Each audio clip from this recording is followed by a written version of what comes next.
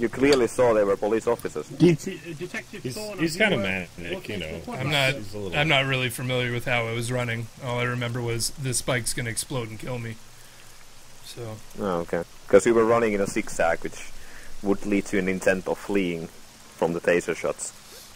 Also, Judge, I'd like to present you as well the impound from the PD. You have not impounded any quad bikes in the last 30 minutes, and also Detective Thorne is down there now, and you cannot find any quad bike in the area. If I may... How many people have you seen jump onto the quad bike that you've been planting, or is this your first time? Was that, sir? How often have you run this sting operation? We've arrested around 50 people from Thanks for the follows, guys. Alright, well then you see that there's a lot of people that are jumping on unlocked quad bikes. Maybe someone did the same. Yeah, we've been here... Go ahead, sorry, sir. The person which has jumped onto this quad bike has actually admitted the vehicle theft straight after and seen it as still a mistake to get into an unlocked vehicle with the engine running with no one around. We have then gave them a warning. They have not normally fought the case like your suspect has. That's the reason why we've got a judge involved. But it is quite a serious matter. But I'm fighting because I'm innocent. But I just want to mention one time, if I may, everybody, that we've been here quite a long time, and I don't think anyone went to check on my bike. Easily someone probably jumped on my bike and drove away by now. They could still be driving with it. And that sucks, because I really don't have a lot of money. It took me a long time to get that money to get that one bike, but anyway, I just want to say that. Snap! Well, what does the defense want to say? Because I've heard a lot of... this man has never been in trouble with the law. He's never shown criminal intent before. This is no different than the past. So we're just looking for a little leniency. Maybe even if we have to go to maybe a ticket, we charge him for misdemeanor joyriding instead of felony grand theft. Unfortunately, our system does not have that yet. We are going to most likely add that at some point. Well, the purpose of stealing a vehicle, you have to show criminal Tim intent, is a rich man. And this has not been proven. Well, yeah, for the theft, I would not actually go with that, because I cannot prove that there was no other vehicle. You don't prove him guilty on that, though. You have to prove guilt, not innocence. I know. Actually, I don't have to prove that. I need to take the facts and make a decision based on those facts. Hold on. Watching the evidence, like earlier of the evidence, because this is a long-ass evidence video, I went ahead and looked a little earlier. Thank you. I can see you guys being parked next to the Star Pizza on the lights, looking towards the garage itself. And as I go forward on the video, you drive past the garage and park. Thank you, at that time, there is you have the beard of nobody life, my friend. with a quad bike in that right now I'm facility, arrested. So therefore, how long have you been waiting at the? I'm arrested right now, guys. The gas station, waiting for someone to. We actually did say to your client, actually, this is the fastest one we'd ever had. It was a maximum of 3 minutes. I can see an Audi R8 on the other side, and the quad bike, somebody ran to the ATM and just ran away. So he didn't steal it yet. As I go forward, there's a guy who... yes, but the matter of fact, though, is it only takes not even 30 seconds to do that. That's fully understandable, sir, but the thing is, you can't run around the block in that time, and your client approaches from the garage side, not from the ATM side where he said he parked his quad bike. Right, and that's what I'm saying. It only takes 10 seconds from where he said his vehicle was to the garage. He said his vehicle was... He said not his if vehicle you, was on the other side of the ATM.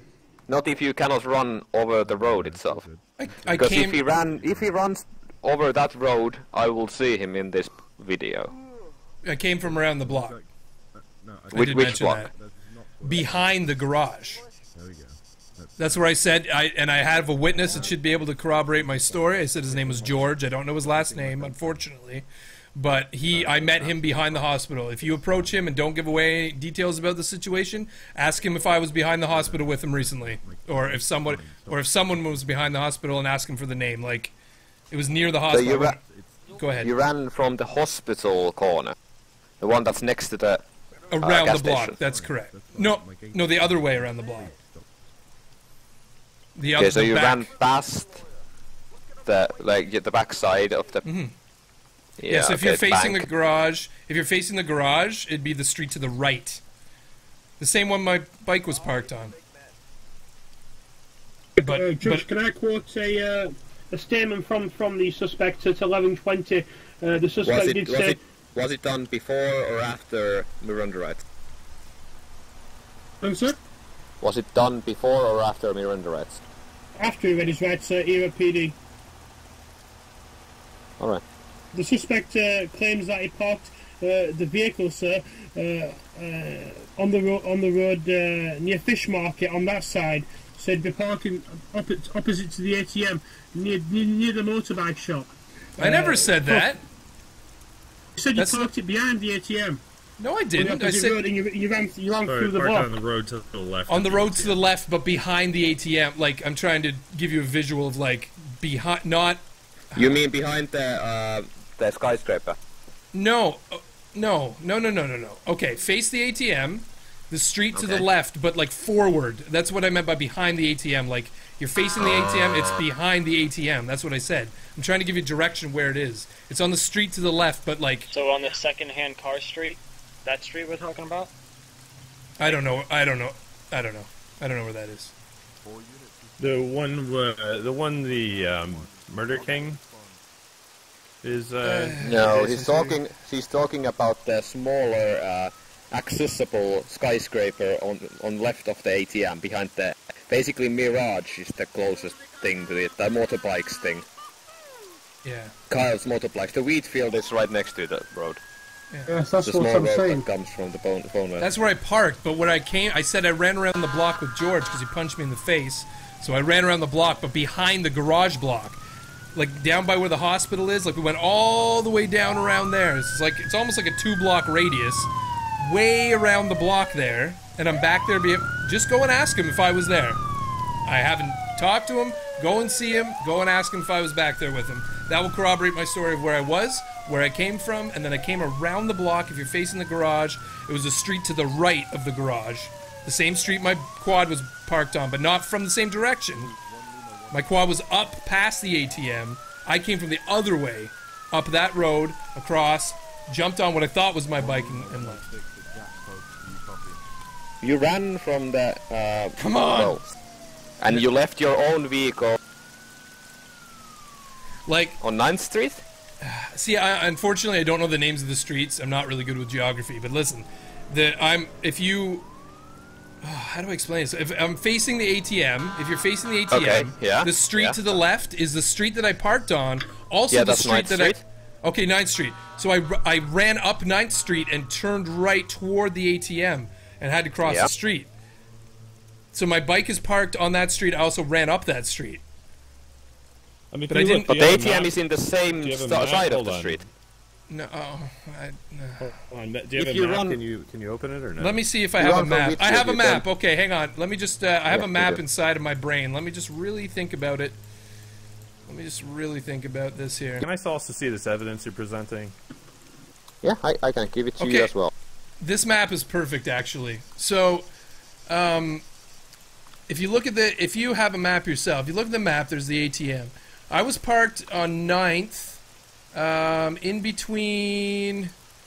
Where's the names of the streets here? They don't have names on them. Awesome. They do, just, try picturing it closer. No, I did. What is that street? What is that street? Basically, the south of Pizza Shop is 8th Street, north is 9th Street. Yes, what about the other way? East sideways? Yeah. They don't exactly have... Yeah, that's what I mean. So, it's... Okay. So, I was parked on 9th Street, to the left of... Garage? No. The street above that, to the right of that. 10th Street, okay. No. No. On 9th Street, but up... Cross over the main street... Okay, now I get it. And there, and you see this the second building. Talk to Drake. So if you're looking at your map, yeah. Right above where the ATM is, there's two gray buildings. Yeah. The building to the right, okay, I was parked on the street, across the street from that. So, wheat field, yeah, you guys said wheat field, sorry. Right beside the wheat field, between the wheat field and the ATM streets. So, right on that street, boom, right there. Now, where I ran from was right where it says phone and web, if we all are using the same map. No, that's wrong. You ran from the same 9th Street and turned left to the ATM. You never went to the garage side. No. I can clearly see in the evidence that you did not run over the street. You turned left, took the quad bike from the ATM and started running. What do you mean left?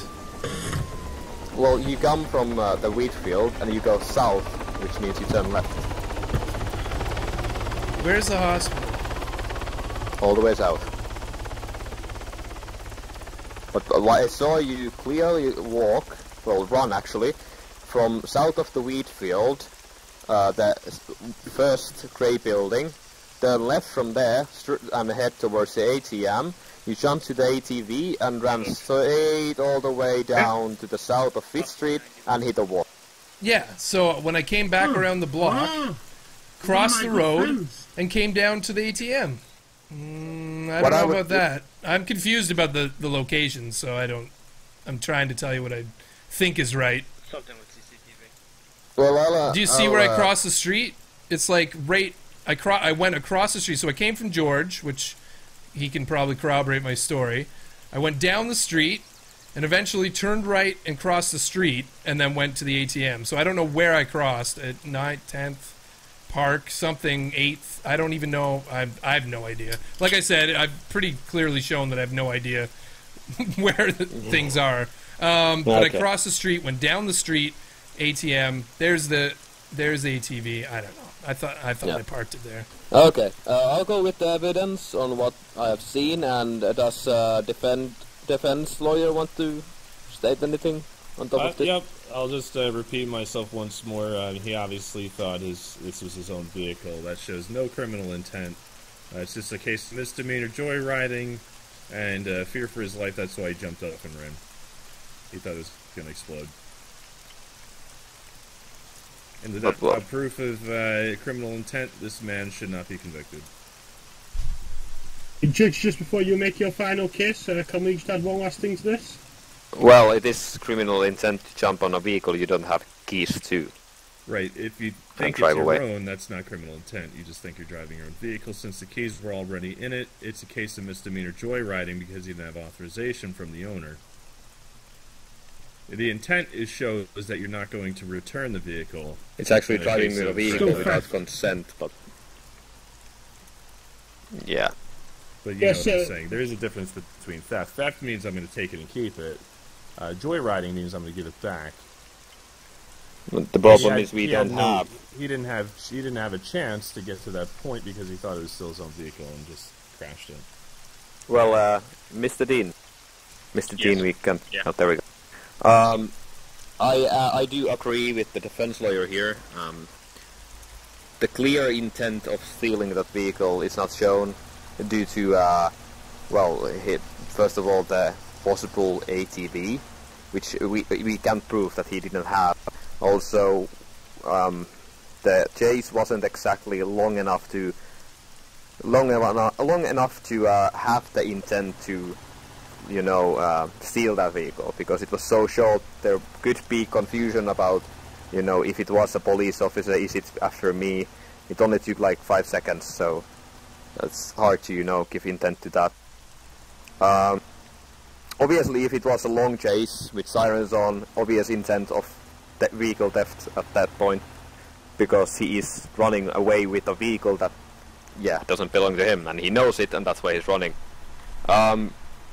But yeah, joyriding would be the closest thing I would put in this, but we do not have that law. But we do have Chief of Justice here who can, make a temporary decision on that. The fleeing and looting, I would say that there is a clear case on that, because he did run in zigzag and obviously tried to run from the police instead of just running from the explosion.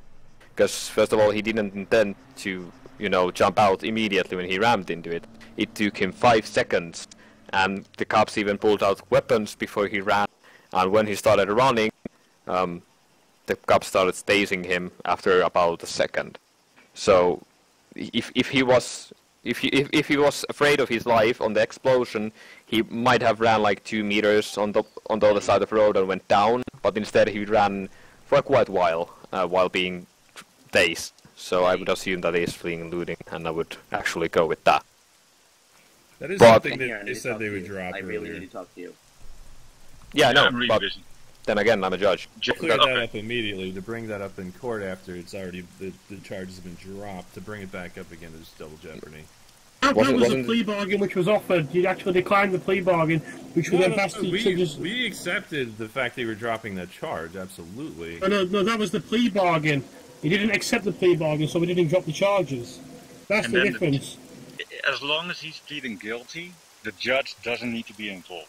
But because he's contesting the charges, now it's up to the judge, and the judge can slap on additional charges. If he's lying in court, that's perjury, and that's an additional charge. For instance, there's no proof that he's been lying. I'm not saying that he is, just for instance, or for example. Yeah, I can add. So that's what a judge can do. He can go above the times that are listed on the crime list, because the vehicle was not destroyed, right, or damaged in any way. Right. I am off the table at this point. I am more interested in the joyride and what we can do with that, because in my case, vehicle theft is gone from this list. It's not vehicle theft because we do not have enough evidence to do that. In any case, if the vehicle locked ahead of time, to be honest, his way in, that's a different story. But yeah. But if he ran away from the cops longer with that vehicle, it would have had criminal intent of a vehicle theft. But since it was so short, we cannot clearly state that he had intent to steal it. So few things to do. That's about it. As it is not guilty until proven guilty, therefore I will drop vehicle theft completely. About the joyriding, we do need that added in. That is something we need to add. I would ask that this be handled as a plea for this one. I would like to. This man has never been convicted in any sort of way. He's never been on the criminal database. He's been 100% compliant. I'd like to make this a misdemeanor and handle with a ticket. I'd like to keep him off the criminal database at all costs, if that's possible. Well, if he goes to prison, he goes to the database. But can I talk to you? Let's see what we can do here. I believe all this because I got on an ATV and crashed. Chance, of course, so he can pay bail if he wants to. I assume he doesn't have a lot of money. That's what he's been telling me. So. I'd be willing to cover the costs to keep him off the database. That's all. That's all I'm looking for. So, what I would do in this case, because we do not have clear evidence of a vehicle theft, I would go with joyriding.